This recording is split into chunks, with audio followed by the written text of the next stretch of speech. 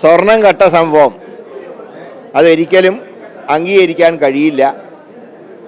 ഈ കഴിഞ്ഞ കുറേ കാലങ്ങളായി കപടഭക്തന്മാരുടെ കയ്യിൽ ദേവസ്വം ബോർഡുള്ളതിൻ്റെ ഒരു ദുരന്തമാണ് അയ്യപ്പന് പോലും അനുഭവിക്കേണ്ടി വന്നത്.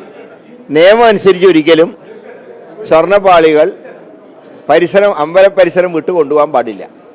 ഇത് ചെന്നൈയിലേക്ക് കൊണ്ടുപോയി.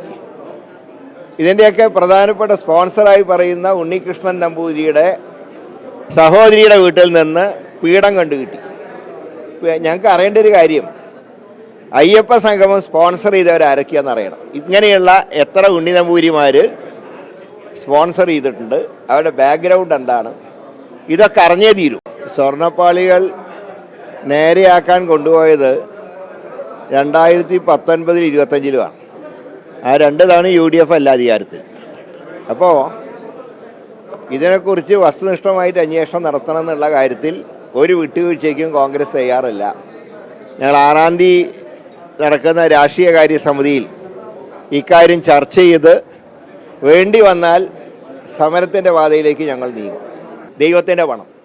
ഒരു കാര്യം ഞാൻ പറയുന്നുള്ളൂ, അയ്യപ്പൻ്റെ സ്വത്ത് തൊട്ടവരാരും ഗതി പിടിച്ചിട്ടില്ല എന്നുള്ള കാര്യം കക്കുന്നവരോർക്കണം. ഞാൻ അത്രേ പറയുള്ളൂ.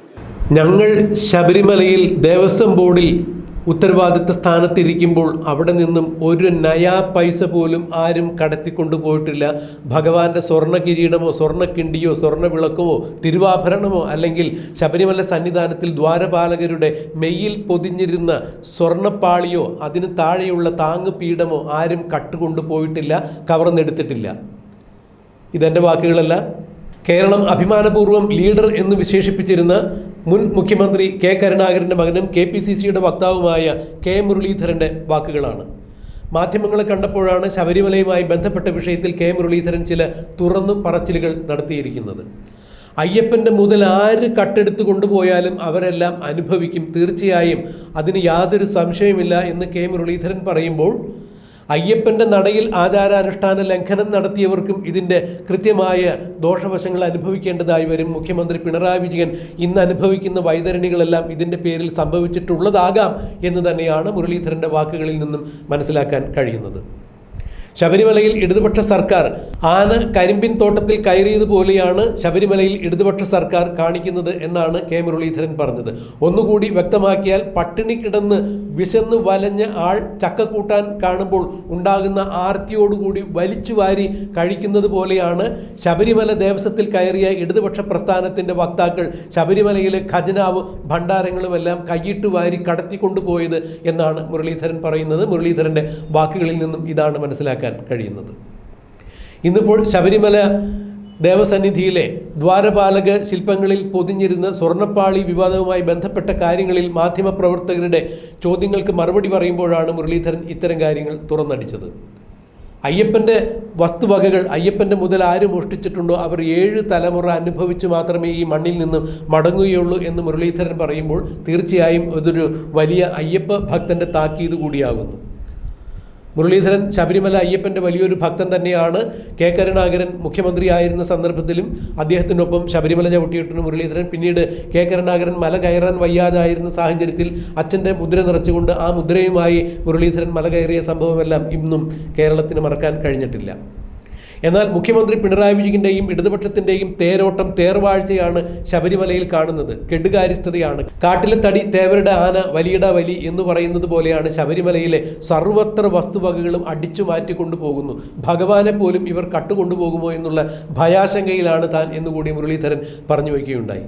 മാധ്യമങ്ങളെ കണ്ടപ്പോഴാണ് ശബരിമലയിൽ ഇടതുപക്ഷ സർക്കാർ നടത്തുന്ന കൊള്ളയെക്കുറിച്ച് വിസ്തരിക്കുമ്പോൾ, ഇനി ഇത്തരത്തിൽ യാതൊരു തരത്തിലുള്ള കൊള്ളയ്ക്കും ഇടതുപക്ഷ സർക്കാരിന് അവസരം കിട്ടില്ല. കാരണം ഇത് പിണറായി വിജയൻ്റെ അവസാനത്തെ ഭരണമാണ്.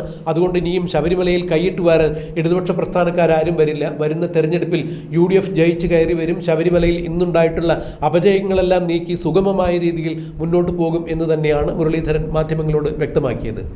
ശബരിമല വിഷയത്തെക്കുറിച്ച് മാധ്യമങ്ങളോട് പ്രതികരിച്ച മുരളീധരൻ്റെ പ്രസക്തമായ വാക്കുകൾ നമുക്കൊന്ന് കേൾക്കാം. സ്വർണ്ണപ്പാളികൾ നേരെയാക്കാൻ കൊണ്ടുപോയത് 2019-2025 ആ രണ്ട് തവണ UDF അല്ല അധികാരത്തിൽ. അപ്പോൾ ഇതിനെക്കുറിച്ച് വസ്തുനിഷ്ഠമായിട്ട് അന്വേഷണം നടത്തണം എന്നുള്ള കാര്യത്തിൽ ഒരു വിട്ടുവീഴ്ചയ്ക്കും കോൺഗ്രസ് തയ്യാറല്ല. ഞങ്ങൾ 6-ാം തീയതി നടക്കുന്ന രാഷ്ട്രീയകാര്യ സമിതിയിൽ ഇക്കാര്യം ചർച്ച ചെയ്ത് വേണ്ടി വന്നാൽ സമരത്തിൻ്റെ പാതയിലേക്ക് ഞങ്ങൾ നീങ്ങും. കാരണം സ്വർണം കട്ട സംഭവം അതൊരിക്കലും അംഗീകരിക്കാൻ കഴിയില്ല. ഈ കഴിഞ്ഞ കുറേ കാലങ്ങളായി കപടഭക്തന്മാരുടെ കയ്യിൽ ദേവസ്വം ബോർഡുള്ളതിൻ്റെ ഒരു ദുരന്തമാണ് അയ്യപ്പന് പോലും അനുഭവിക്കേണ്ടി വന്നത്.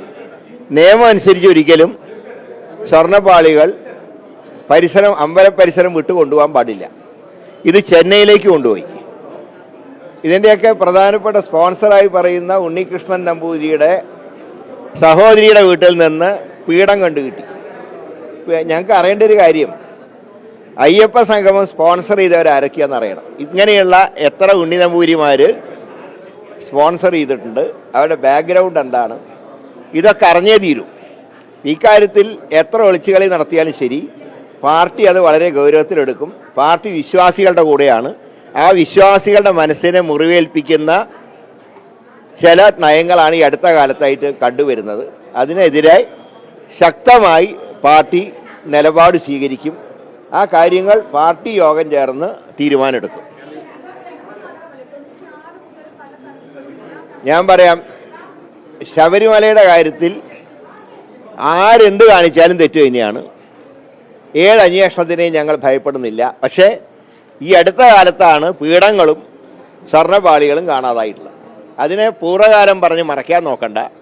ഒരന്വേഷണത്തിനെയും ഞങ്ങൾ ഭയപ്പെടുന്നില്ല. പക്ഷേ കണ്ടുപിടിച്ച തെറ്റുകൾ അതന്വേഷിച്ച് കുറ്റക്കാർക്കെതിരെ നടപടി സ്വീകരിക്കാം.